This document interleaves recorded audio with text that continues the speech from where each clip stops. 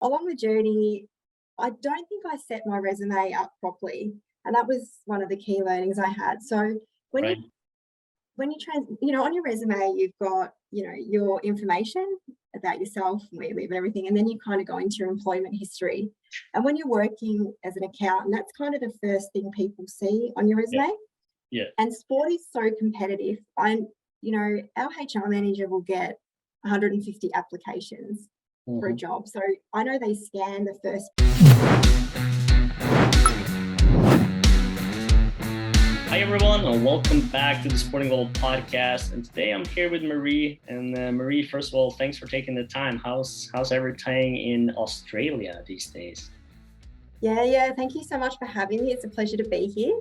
Today's actually a public holiday in Melbourne because we've got our Australian rules grand final tomorrow. So there's heaps going on. We had the big parade down the river today, so it's Nice. exciting down here.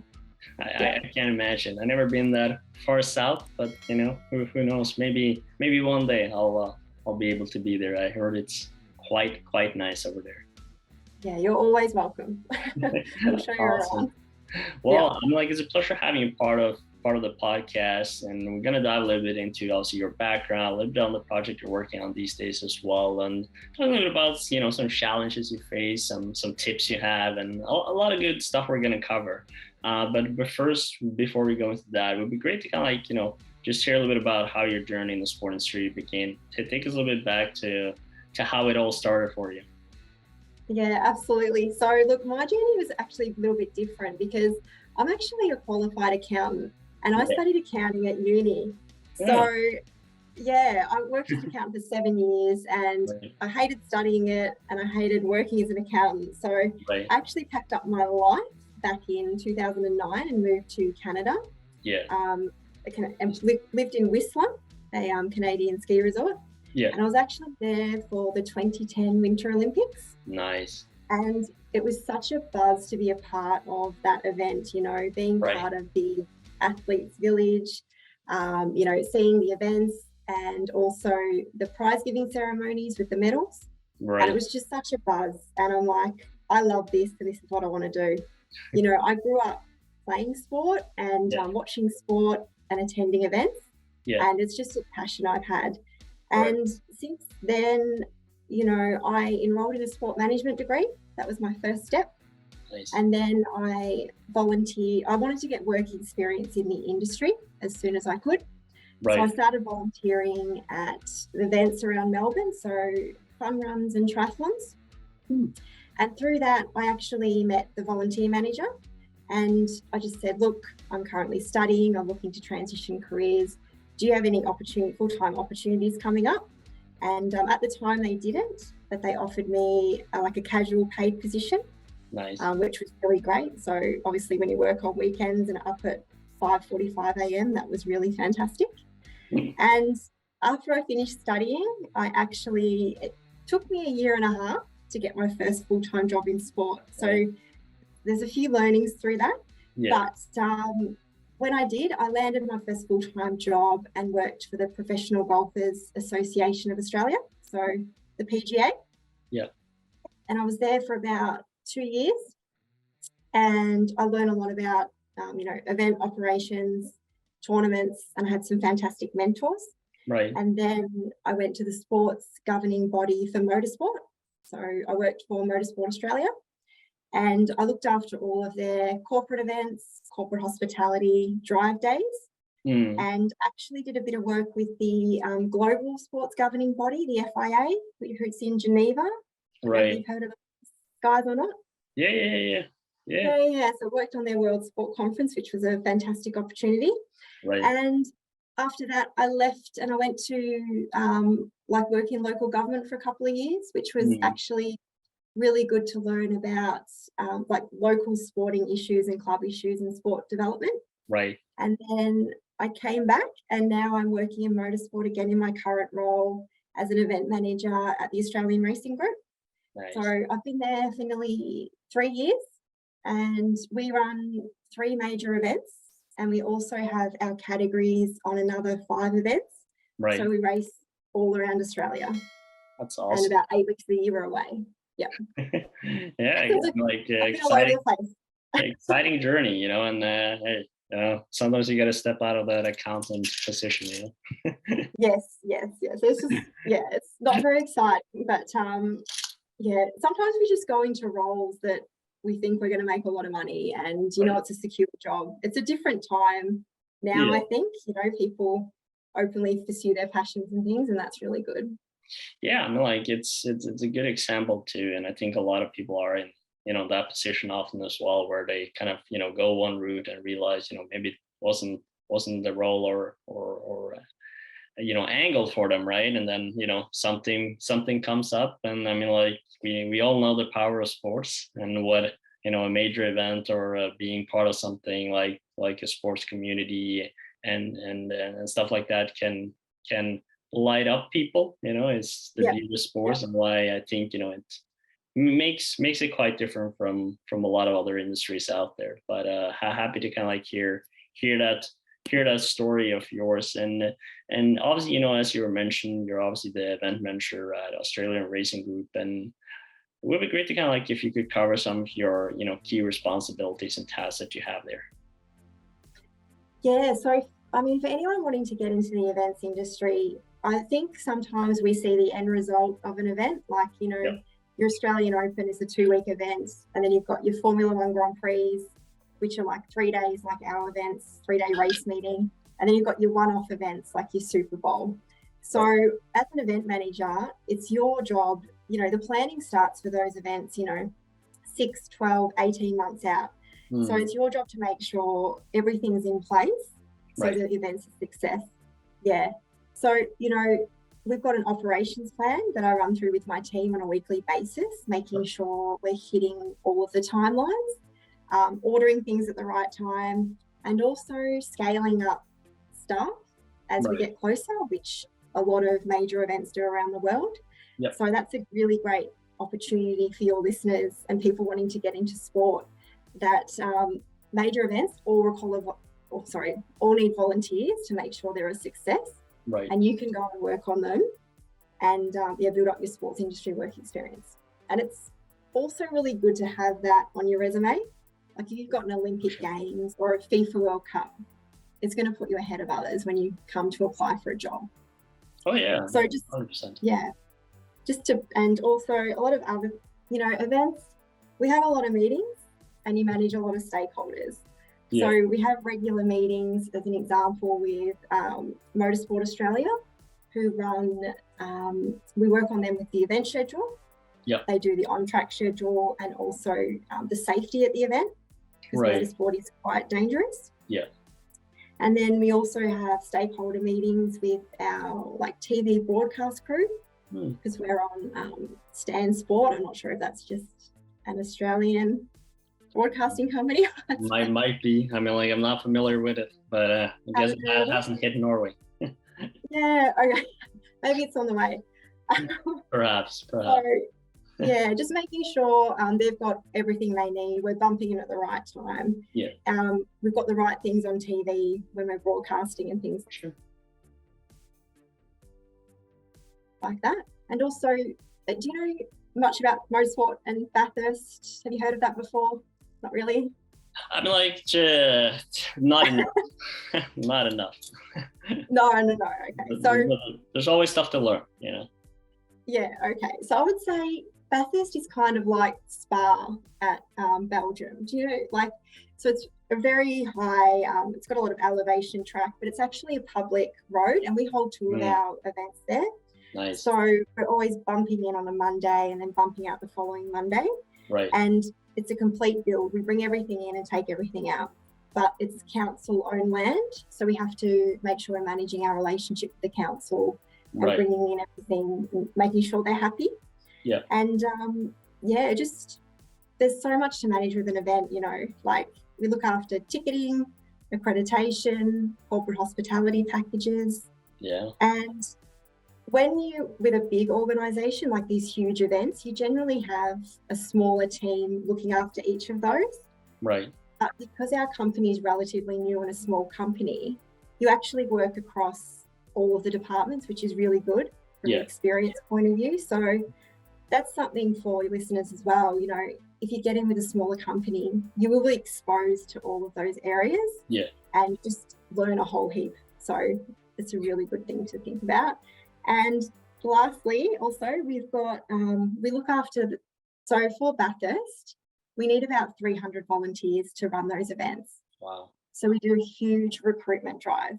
So Right. again, huge opportunities for people to come in and work with us and just build up their work experience. Yeah, and I'm like, I appreciate you just going a little bit deep in here too, because I mean, like, I think it's important for the people that are listening here to understand as well. Like, it's very easy to kind of look for like all the big players, first. And I want to work for FIFA or UEFA or the Olympics, and yeah, I'm like, obviously that's great if you have that opportunity, but it's also what you were saying, right? And kind of like being part of something, a smaller organization that are, on the way up, you can get a lot of different insights, that you won't usually get. And having that at an early stage to really understand the mechanisms and how the industry works is, one is going to help you understand it better, to maybe find, where you want to go and what you like and what you don't like also, which, is also part of the process. And yeah, so it's a critical part of a journey and something to really think about before you're exploring your options and understanding that you never know where your road might take you, and maybe also working that event will take you to UEFA, FIFA, Olympics, if that's your dream goal one day anyways. So it's all part of it. So moving on a little bit, obviously, you're as I think people realize already, you're also passionate about helping people in the sport industry, providing obviously good tips already. Tell us a little bit more about your project work in the sport industry. What is it all about? A little bit about why did you start it?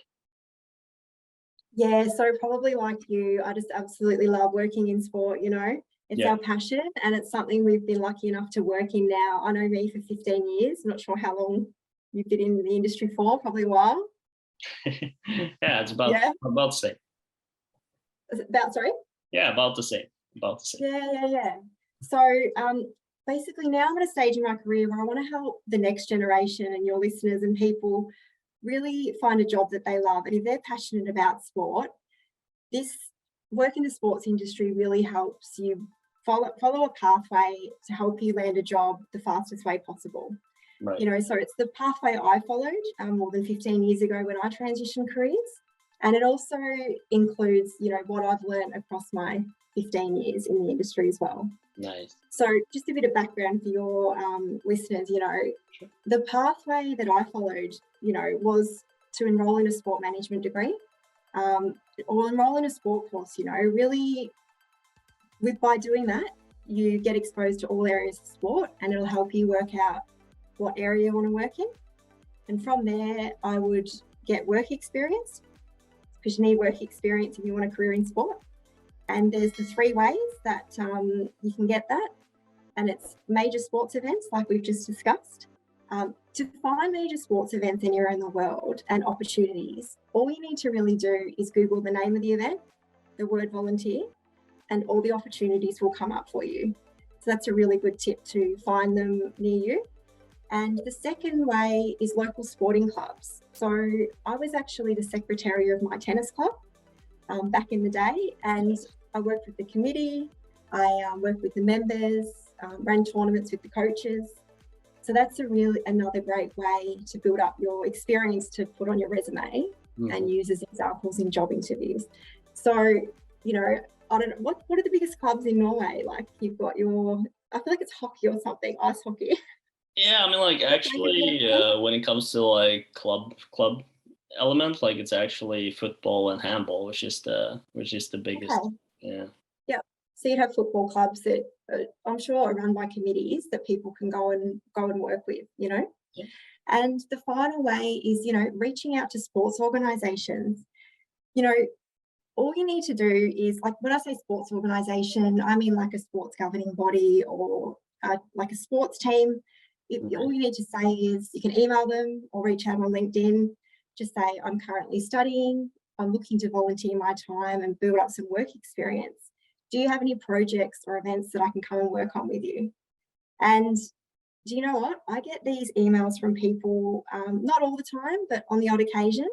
And we always extend opportunity to these people to come and work with us. Nice. So I know it's scary sometimes, but you've got everything to gain and nothing to lose. Yeah. So reach out, because you never know what will happen. And then the next step is obviously networking. Just network with everyone you meet. So add everyone you meet at uni on LinkedIn, everyone you meet at major sports events or sports orgs. And then the final step, once you've done those steps, you'll have a fantastic resume that should get you in the door for an interview. And then just make sure you prep the best way you can for that interview. So, it's making sure you've read the key selection criteria and having examples for when you go and interview. Making sure you've read the sports organisation strategic plan. So when you come to an interview and they're like, have you got any questions for us? You can delve into that and be like, I've seen you've got in your strategic plan, you're going to be investing more in women's programs. I did that. I do that currently at my local sports club. I could bring X, Y, and Z to the role. Can you tell me a bit more about where you're taking the women's programs? So, it's showing you've taken that next step, got some initiative, and they're, insightful questions to ask at the end of an interview. Yeah, I mean, like it's especially a very critical part as well, just being prepared, and just doing what you can in advance, and whether that is, in the networking stage or volunteering stage or even in the job stage, it's doing those preparation. It's also like a nice differentiator because you really took the time, to learn more, about the organization and trying to understand more, and it's okay. You're not going to have all the answers, and it's just more about that curiosity and hungry, passion that needs to show. And the more you show that, I mean, like the more people are going to appreciate it. And that's a really good way to start. So we gotta dive a little bit into some lessons and I guess some challenges you learned over the last 15 years, in the industry. What have been some key lessons you learned along the way that you brought with you to your current role and obviously the project? I know you touched a little bit about some of it now, but if you want to, highlight some personal lessons you learned along the way, would be great. Yeah, no, absolutely. Yeah, that's what I was thinking. I might just two of the key mistakes, I guess, I made on my journey, which I'm hoping to help others. I don't know if other people have made these, but definitely when I was transitioning careers, it did take me that long time to get that first full-time job. And along the journey, I don't think I set my resume up properly. And that was one of the key learnings I had. So when you on your resume, you've got, your information about yourself, where you live and everything, and then you kind of go into your employment history. And when you're working as an accountant, that's kind of the first thing people see on your resume. Yeah. And sport is so competitive. Our HR manager will get 150 applications for a job. So I know they scan the first page really quickly. Yep. So you want to bring your volunteer experience up to that front page. Right. So the way I did it was I created a career highlights section. So I had my info, then career highlights, and then I went into my employment history. So in that section, I actually highlighted all of the sport work I was doing. Yeah. So it was like I helped deliver the 2022 Run Melbourne event by doing this. And then I delivered this tournament at my local club and just really highlighted that experience on the front page. Nice. So that's one thing, you can do that. Yeah. I don't know if other people having that issue, but that was one thing. Once I started doing that, that's when I started getting interviews. So that was a real positive, but it took me a while to work that out. So for people, you might be currently working at McDonald's while you're studying or at a retailer, just make sure you have your current work experience in sport up the top, and that should get you an interview in the door. Nice. And then I made the same mistake with the interviews. So when I got to the interviews, they would ask me questions. And instead of using my sports experience, I thought I'd work my way up the career ladder in accounting. I'll use those because they make me sound more important. but Right. they just weren't interested in hearing that. They wanted to hear the sport-specific example of me dealing with a competitor on race day. Yeah. So that's another, if you're, working in retail, if you can use those examples, but where possible, always use your sport-specific examples. That's why it's important to get that work experience early on so you can answer them properly. For sure. That's my two things. I wish if I had not learnt those quicker, I think I would have got that full-time job faster. Hey, I mean, like now at least people are listening and learning it now, so they can just start, It's really good examples, and I think it's a journey, right? That takes some time and to understand for most people, right? But this is also why just having this talk, sharing these insights with you and others is to exactly cover some of these things. And I mean, of course, at the end of the day, the people that are listening, you gotta make a decision, are you gonna follow the standards, or are you gonna try, maybe to shake things up, see what works, what doesn't work. And then of course, like the more you listen to people, or the more you kind of discover what's been kind of working, and not working, then I think you kind of get like a good idea of, how to better angle it when you approach everything in the industry. So I think it's a really key lessons. And yep, exactly. Learn from our mistakes, hey? Yeah, I've got a couple of other ones, but I don't know. Now let's hold them for the tips, perhaps. Okay, sure. Yeah. But if you wanted to see, talk a little bit about, like, I guess these days, and what do you see as some of the biggest challenges for people, looking to get a career in sport? And I mean, like, you obviously talked about some of the challenges you faced and how you solved it, but what are some of the challenges, I guess, you see among the people you're helping today? Yeah, for me, like, and I'm sure it's the same where you are. Like, sport is such a competitive industry, and Right. everyone in Melbourne wants to work in sport. Yeah. We do call ourselves the sporting capital of the world. Yeah. We'll claim that. But yeah, it's so competitive. And like I said, we do get 150 plus applications per role. So what are you doing to differentiate yourself from the others applying? So, again, it's making sure you've got all the right work experience. Right. Reaching out and making those connections. If you go to a sports organisation and you get to work with them directly, when a job comes up, we're always going to hire someone we already know or who's a hard worker, Yeah. Sport is about not what you know, but who you know. So just do those types of things. Reach out to people on LinkedIn. Just networking is so important. And to be honest, my current job, that's exactly what I did. Once I submitted my application, I went that one step further. So I found the bot who was the boss of my organisation, and I actually wrote a DM to him just saying, look, I've just applied for this job. I can bring X, Y, and Z to the role. I used to work with these people who he would be aware of. Yeah. And but like just for people listening, it is scary, even for me now, to message these people. I still sit there. I wrote it, I reread it like 50 times. I checked the spelling of their name, and your heart's beating. You're like, oh my God, what's going to happen? Right. But just do it. Just hit the send button. Yeah. You know what happened?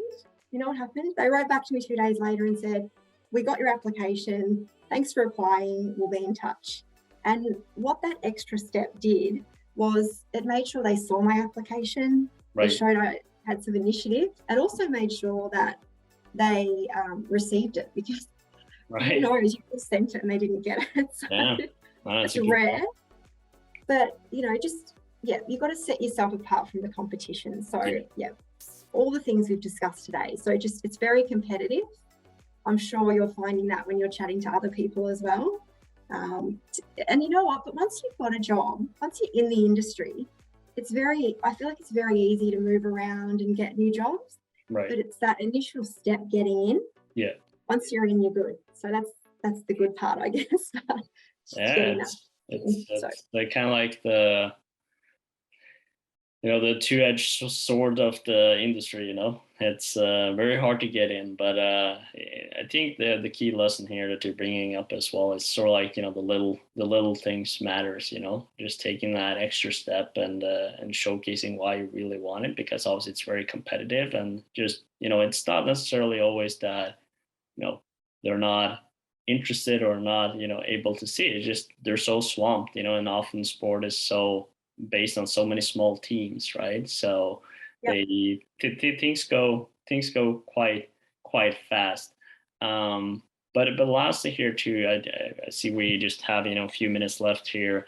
If you wanted to, I guess, like and then you covered a lot of it, and I guess if perhaps we should summarize a little bit with some key tips that you have for those that are starting out, looking to get their foot in the door. What would be some a few key tips you would provide them before we wrap up? Yeah, absolutely. So it's really about following that pathway we've discussed, and I think when I hear your other podcasts and all the content I see online, everyone's kind of had that same working sport journey. Yeah. So if you follow, if you study, get the right experience, network, have a great resume, and then prep for the interview, you're going to set yourself up for industry success. Right. And that's the biggest thing, But the major thing for me that I didn't do was contacting sports organisations directly. So just find an email address online, reach out on LinkedIn, just get yourself in front of the right people, and you never know what will come from it. That's my advice. I just think everyone's scared. I mean, even me, I still do it, but you never know what will come from it. So yeah, that would be probably my biggest tip. Awesome. Well, with that, Marie, I would like to thank you, so much for taking the time, and for sharing your story, your tips, and a lot of key lessons as well, which is always, good. And for those of you that have been here all the way at the end, make sure to like the video, subscribe as well, so you get weekly tips, from people like Marie sharing their insights and tips with you. It's always good to have like that weekly input, from people around the world sharing their journey and insights. So make sure to do that. And of course, if you haven't already, sign up at sportingglobal.com to connect with like-minded people, build your network, of course, find courses and programs, and of course, relevant job opportunities to take that step into the sport industry. So with that, Marie, thanks once again for taking the time, and it was a pleasure having you part of this. No worries. And thank you so much for having me. And I love what you guys are doing. And I should say that you should network on Sporting Global, because it's the sporting, LinkedIn, Yeah, no, I appreciate that, and all the way at the end here, I do have like kind of a podcast tradition, and I guess maybe if you've seen some of them, you might know what it is, but if not, I have to teach you a little bit Norwegian before we wrap up. Okay, sure. It's gonna be fine, don't worry. Okay, yeah. So with every video we do, we always finish with "Vi snakkes," which means "see you later" in Norwegian. So that's what you have to say. Vi snakkes? There you go. Great job. With the Australian accent. That's perfect. All right. Thank you so much, Marie. All right. Thank you so much. We'll talk soon. All right. See ya. Bye. Bye-bye.